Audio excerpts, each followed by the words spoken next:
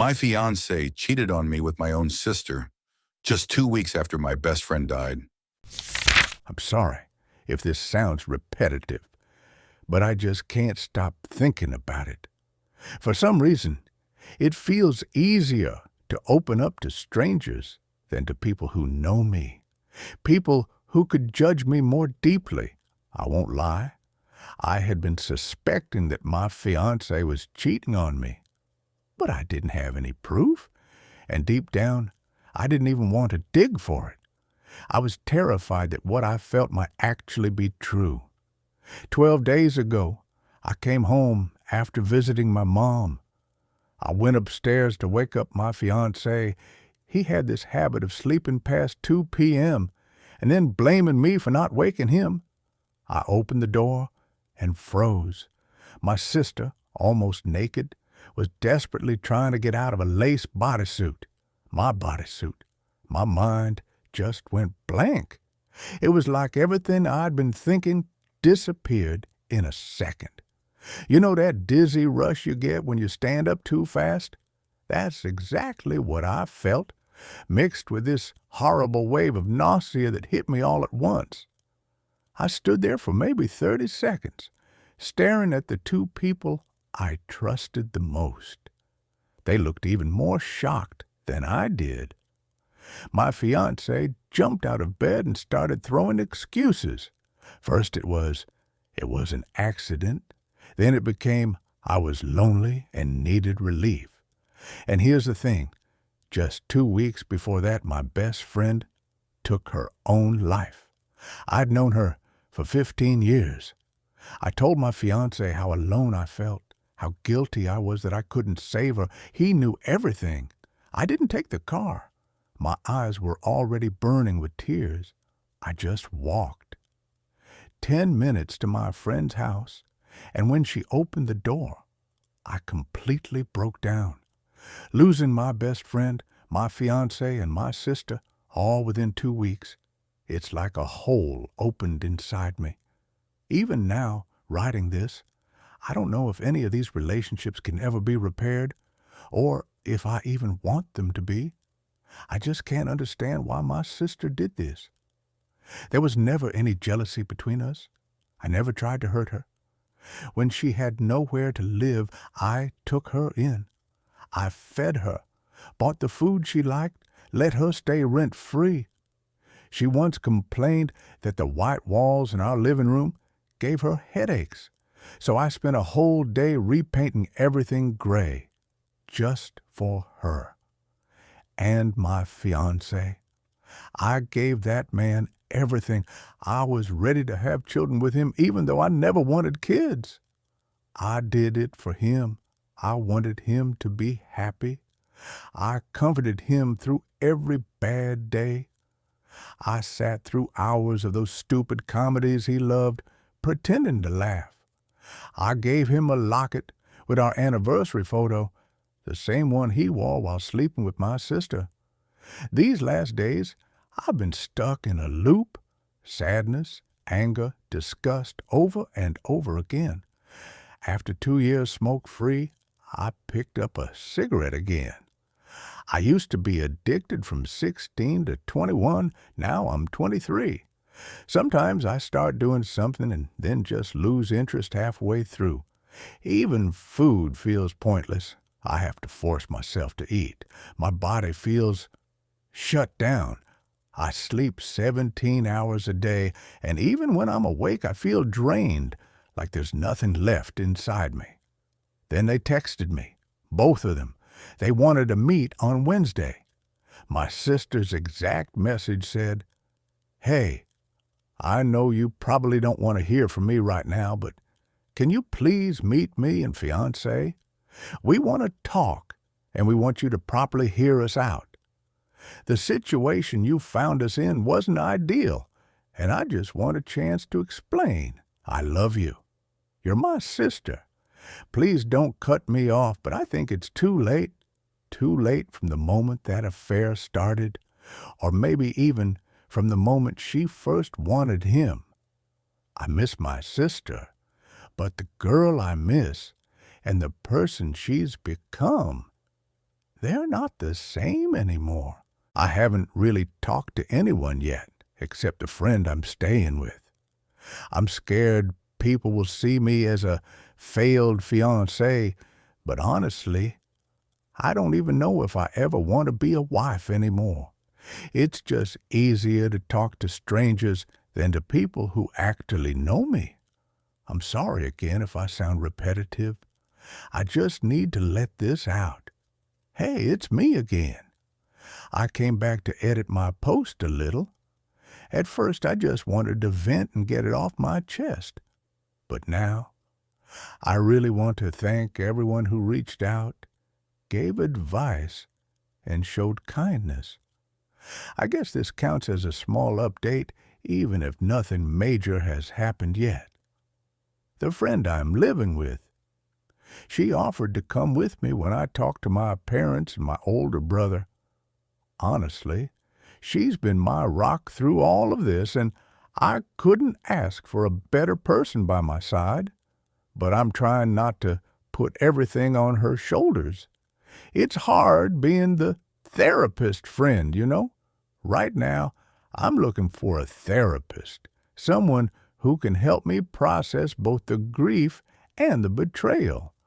I'm also looking into getting legal advice. I don't know much about the law, and I just want to make sure everything is clear on my end. No loopholes, no surprises. I did end up replying to my sister. She sent another copy-paste message, and I finally answered. I'm not meeting you on Wednesday. I'll talk to you when I'm ready. Whether that's tomorrow or years from now, it doesn't matter. You both owe me time to heal after what you did. The two people I trusted the most betrayed me. In my own house, under my roof, where you both lived rent-free. Goodbye, I won't lie.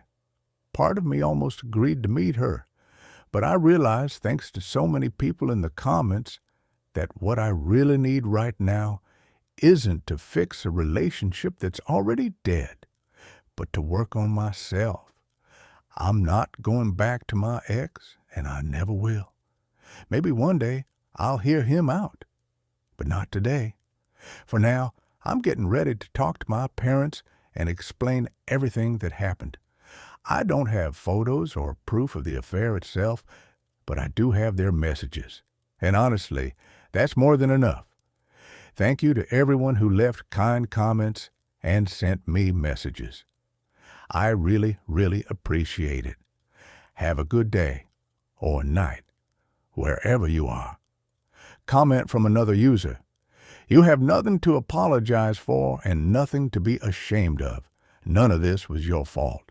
You were betrayed by family and by a partner. To hell with your ex, to hell with your sister. No excuse could ever justify what they did. Can you move somewhere else permanently? Maybe your friend can help you grab your things? Have you told your family yet? And again, none of this is your fault. Nobody's going to blame you for not being at your best right now. Lean on the people you have. It's going to be a rough ride, but you'll get through this. My reply, honestly, I haven't really thought that far ahead. The house we lived in, I actually inherited it from my grandma, so technically I can kick them both out. But I'm not great with legal stuff, so I'm trying to look into my options, maybe talk to a lawyer. As for my family, I haven't told them yet. I haven't really spoken to anyone except the friend I'm with right now. I plan to tell them eventually. I just need to get myself together first. Update 1 year and 1 month later. Hi Reddit, it's me again. Honestly, I completely forgot about this account until my friend, the one I was staying with, let's call her Alice, sent me a TikTok.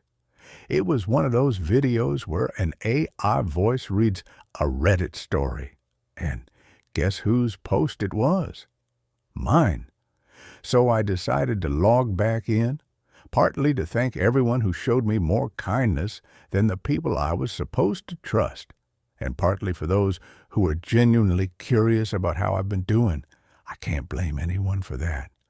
I get invested, too, when I read someone else's drama. Let me start with myself. I started therapy and began taking care of me, just me. Only after the breakup did I realize how much time I'd spent taking care of him while completely ignoring my own needs. It was one of those relationships where you don't really see the cracks until you're out of it. And looking back, like a ghost finally seeing the truth. I think part of me was so desperate to believe he was a good man because of how badly I'd been hurt before. I clung to the illusion that I had finally found someone different, someone safe. But loving the wrong person can have devastating consequences, and I learned that the hard way. I used to judge people who stayed with their cheating partners. I think, what did you expect? But after going through it myself, I understand. It's not that simple. You can't just walk away from someone you poured your love, time, and soul into. Yes, you can lose the love you had for them in seconds, but you never really lose the feeling of what that love once was. After everything came out, I actually wanted to try to fix things for many reasons. But through therapy, I realized I didn't want to stay because of love. I wanted to stay because after my best friend's death, he was the only familiar thing left in my life. Everyone around me was growing up, moving away, and I felt so alone. But expecting people not to change is the same as refusing to let them grow. They moved out of my house, and I moved back in, and I won't lie. It was lonely. I was so used to hearing other voices around that the silence felt deafening at first. But honestly, an empty room can become a place for new beginnings. I redecorated, repainted, made the space mine again, with help from friends and family. And even though I lost 2 people because of all this, thanks to them, I made new memories that I'll actually cherish. Before therapy, though, I was a complete mess. I was exhausted from years of disappointment. And the cheating, it was the final hit that snapped me back to reality. But my sister's betrayal, that one hurt so much deeper, because she's family. We grew up sharing bunk beds, toys, memories, and apparently, without my knowledge, the same man. And yet, somehow, I'm grateful to both of them, because through that pain, I finally cut out people who didn't belong in my life. I'll always love my sister, even if I don't want to. Some ties just can't be severed. She's one of them. I'll never let her back into my home, but if she ever hits rock bottom, I'll pick up the phone. Just because she's the snake in my garden doesn't mean she's not still my sister. She did call me a couple of weeks after she moved out. At first, I was furious, ready to throw every word I had at her. But the moment I heard her voice, I just felt sorry for her. Everyone in my family knew what kind of person she was. And for one moment of pleasure, she destroyed the last relationship that was actually trying to help her. I think she's just self-destructive, the kind of person who never learns. Now they bounce between friends' houses because they can't afford rent. I've heard my sister's been cheating on my ex with random people, and neither of them can hold a steady job. I'd love to call it karma, but honestly, it's just sad. My ex traded a woman who gave him everything for someone who couldn't care less about him. I honestly wish them well. I deserve better, and I just hope that one day they'll grow up and become better people than who they are right now. My family doesn't talk to my sister anymore. She's completely on her own now. Sometimes the things I hear about her remind me of a lost, confused child. Though, honestly, I did see her on New Year's Eve. My friends and I went out clubbing just to have some fun, and we accidentally ran into her. At first I tried to ignore her, to pretend I didn't see her, but she came up to me, acting like nothing had ever happened. As the ex-fiancé, I wanted to slap her. As her sister, I wanted to hug her and ask why, but I just walked away. Because when you remove all the labels, sister, his ex, whatever, we still share the same blood. And that's something that'll never change. As for my love life, I've been seeing someone new since November 2023. I deserve happiness. I deserve so much more than what I had before. But I won't lie. I still have scars from that relationship. Sometimes I feel guilty for not being able to give my full trust. Thankfully, the man I'm with now listens. He understands me, and I don't want to keep living with issues that someone else caused. We're taking things slow. He reassures me whenever I get in my head. He's a good man, and I'm grateful he's in my life. I know I'll find peace. Eventually, it'll take time, and that's okay. Sorry for the long ramble. This is still kind of a vent. I have a lot of emotions that I haven't fully untangled yet. Thank you to everyone who's read, reached out, and given advice. It really means a lot.